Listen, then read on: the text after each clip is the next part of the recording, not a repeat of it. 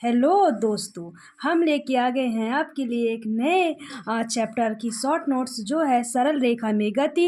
Class 11th का physics का है ना, सरल रेखा में गति 1D है। तो इसकी शॉर्ट नोट्स है। हमने जो पूरे थ्योरी के हमने क्या किया, उसको एक पेज में कंज्यूम किया है। तो देखो क्या होता है, दूरी क्या होती है कि रास्ते की कुल लंबाई दूरी होती है। विस्थापन क्या होती है, अंतिम और जो प्रारंभिक दूरी होती है उसकी न्यूनतम दूरी जो होती है विस्थापन होती है। अब ये याद रखिएगा कि दूरी कभी भी नेगेटिव नहीं होती है, जबकि विस्थापन जो होता है तो पॉजिटिव, नेगेटिव और जीरो हो सकती है, ठीक है ना। उस दूसरे फिर आगे आते हैं, तो दूरी जो होता है तो विस्थापन से क्या होता है, बड़ा या बराबर होता है। उसी प्रकार से चाल होती है। फिर उसके बाद चाल दूरी बटे समय होता है, और इसका जो मात्रक होता है तो न्यूटन प्रति सेकंड होता है। ये अदिश राशि होती है। औसत चाल क्या होती है, कुल तय दूरी कुल बटे कुल समय होता है। फिर उसके बाद हमारे पास वेग क्या होता है, देख लीजिए।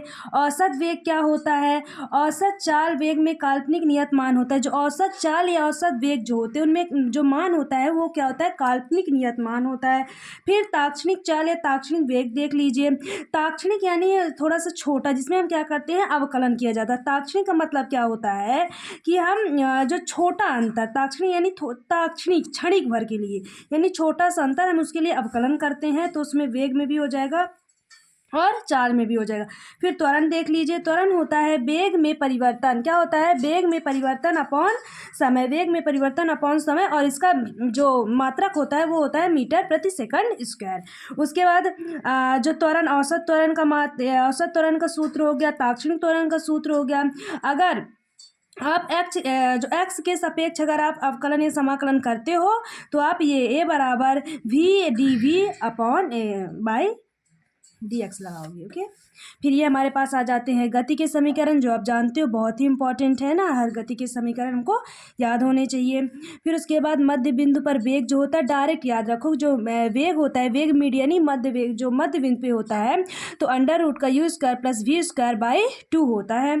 फिर रुकने से पहले तय दूरी, आप इसको अगर आप पूरा कैलकुलेशन करके निकालोगे तो बहुत लंबी मेथड हो जाएगी, इसलिए डायरेक्ट याद रखना है कि रुकने से कोई चीज़ रुक रही है तो उससे पहले तय कितनी दूरी तय करेगी। तो हमारे पास हो जाएगा एस बराबर यू स्क्वायर बाई 2a हो जाएगा, जो एस समानुपाती होता है यू स्क्वायर। यू क्या होता है, उसकी प्रारंभिक दूरी, प्रारंभिक मान होता है रुकने से पहले। अब जो रुकने से पहले दूरी हो गई, रुकने से पहले समय हो गया।